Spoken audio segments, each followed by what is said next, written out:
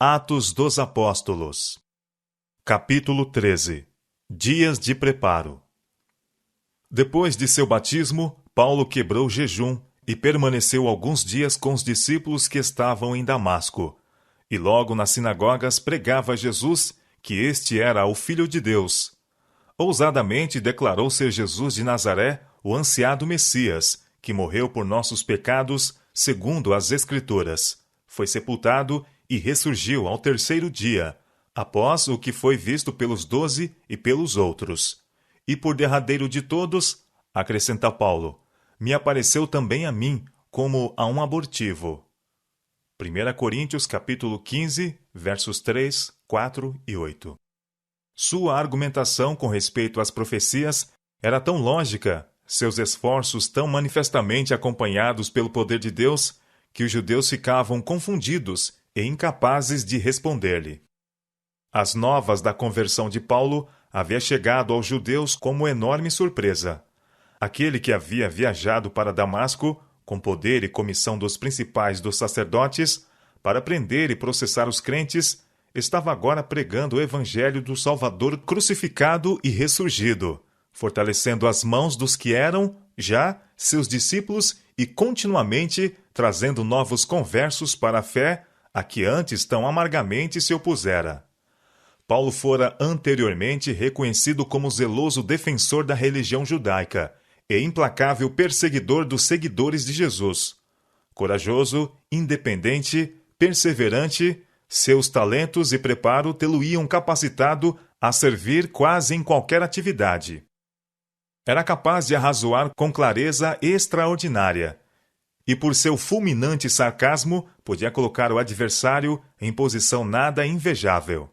E agora os judeus viam esse jovem extraordinariamente promissor unido com aqueles a quem antes perseguira, pregando destemidamente no nome de Jesus. Um general que tomba em combate está perdido para seu exército, mas sua morte não acrescenta força ao inimigo.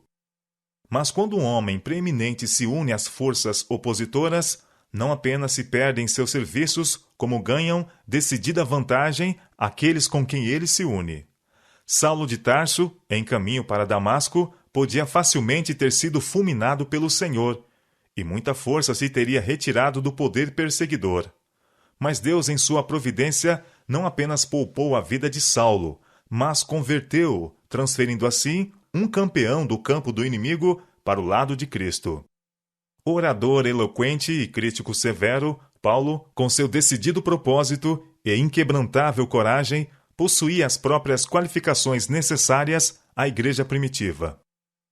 Enquanto Paulo pregava a Cristo em Damasco, todos os que o ouviam ficavam admirados e diziam: não é este o que em Jerusalém perseguia os que invocavam este nome, e para isto veio aqui, para os levar presos aos principais dos sacerdotes?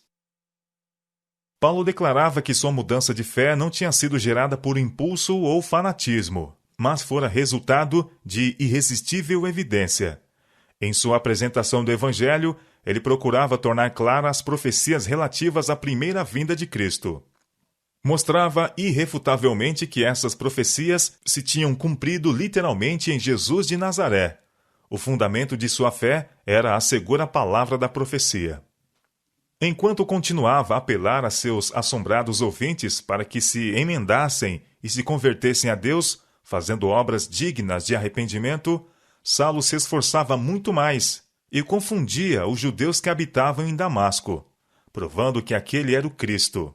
Muitos, porém, endureceram o coração, recusando-se a atender a sua mensagem, e logo o espanto deles pela sua conversão foi mudado em ódio intenso, semelhante ao que haviam mostrado para com Jesus.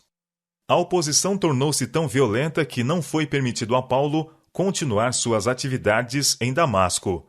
Um mensageiro do céu ordenou-lhe retirar-se por algum tempo, e ele foi para a Arábia, onde encontrou um refúgio seguro. Ali, na solidão do deserto, Paulo teve ampla oportunidade para sossegado estudo e meditação. Recapitulou calmamente sua experiência passada, possuindo-se de genuíno arrependimento. Buscou a Deus de todo o coração, não descansando até que tivesse a certeza de que seu arrependimento fora aceito e seus pecados perdoados. Anelava a certeza de que Jesus estaria com ele em seu ministério futuro. Esvaziou a mente dos preconceitos e tradições que lhe haviam, até certo ponto, modelado a vida e recebeu instruções da fonte da verdade. Jesus comungou com ele e confirmou-o na fé, conferindo-lhe uma rica medida de sabedoria e graça.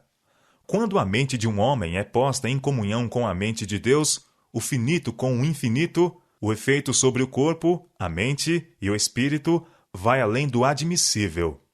Em comunhão tal é encontrada a mais alta educação. É o método de desenvolvimento usado por Deus. Une-te, pois, a Ele. É a mensagem do Senhor à humanidade. Jó capítulo 22, verso 21.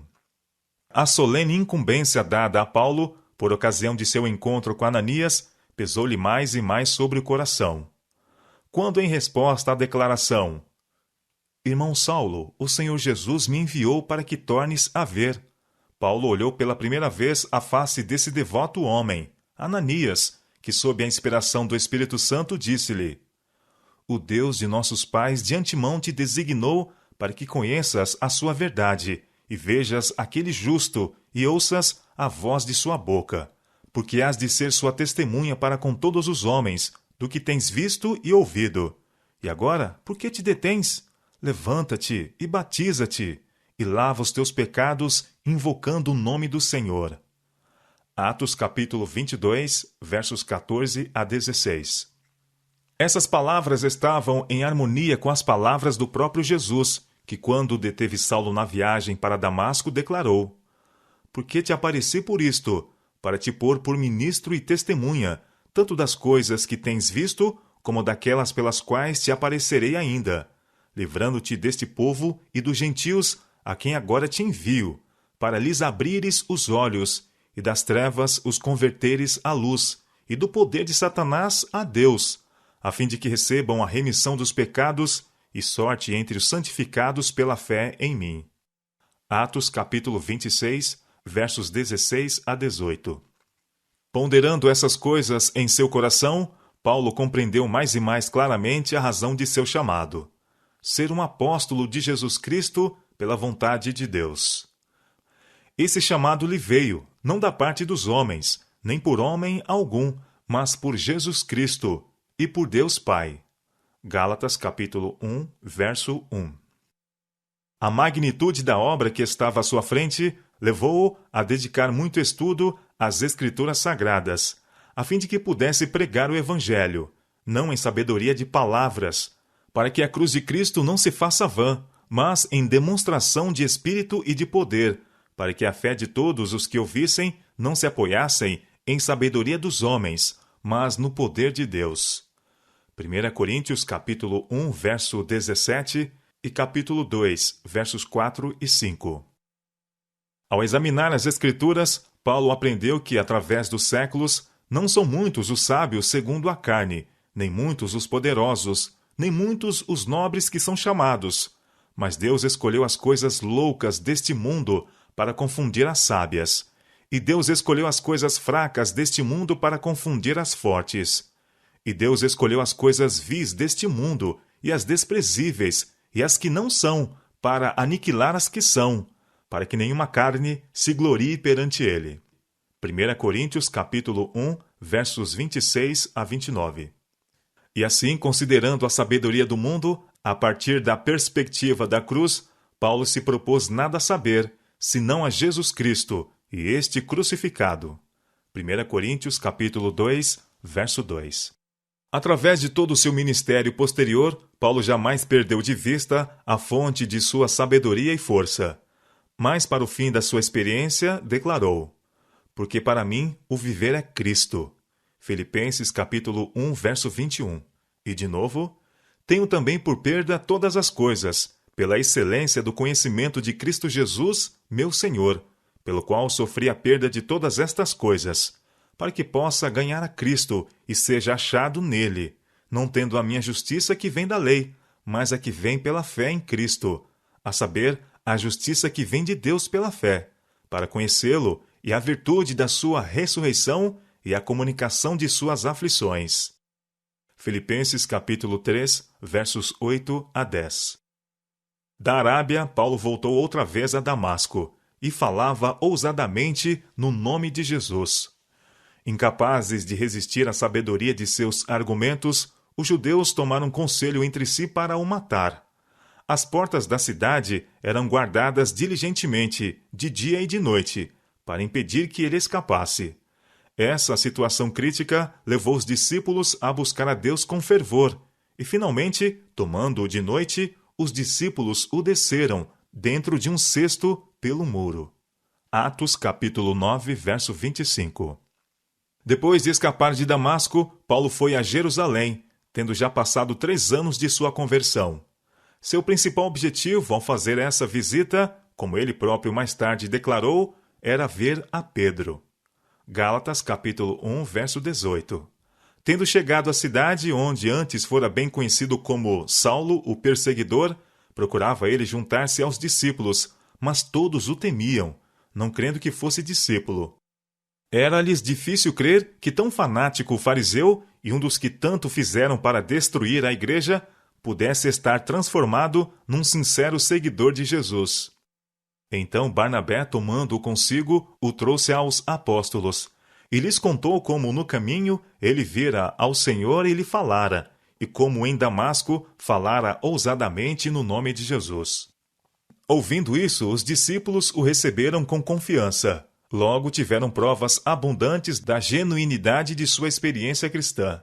O futuro apóstolo dos gentios agora se achava na cidade em que viviam muitos de seus anteriores companheiros, e a esses líderes judeus almejava ele explicar as profecias relativas ao Messias, as quais se cumpriram no advento do Salvador.